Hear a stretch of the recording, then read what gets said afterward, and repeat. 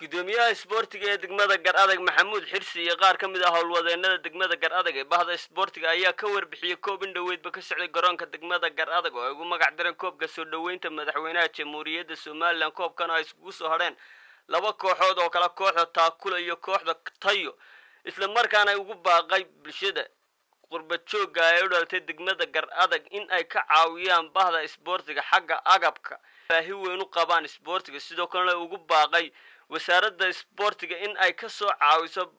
gudoomiyaha ayaa sidoo kale ku nuuxnuuxsanay in haba yaraatay wax isboortiga ku saabsan aanay marnaba soo gaarsiin degmada Garadag qurba joogga u dhashay, isla markaana aanay kaba qayb qaadan horumarka ka socda degmada Garadag, isagoo maanta ugu baaqay in ay ka qayb qaataan qurba joogga u dhashay degmada Garadag horumarka ka socda.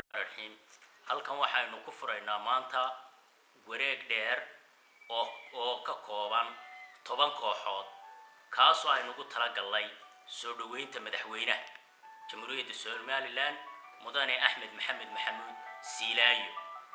10kii kooxood ee halkan ku tartamayay ee wareegga aynu uga furnay waxaa ka soo baxay maanta 2 kooxood oo ku tartamayo isugu soo haray ciyaartii kama dambaysta ahayd ee finalka. labada kooxood oo kala ah kooxda Taakula Construction Company iyo kooxda kale ee la yiraahdo Tayo Construction Company. labada kooxood ayaa ciyaartii finalka ahayd maanta isugu soo haray, iyaga ayaana kooxdii soo baxda koobka aanu guddoonsiin doonaa insha Allah ta'ala.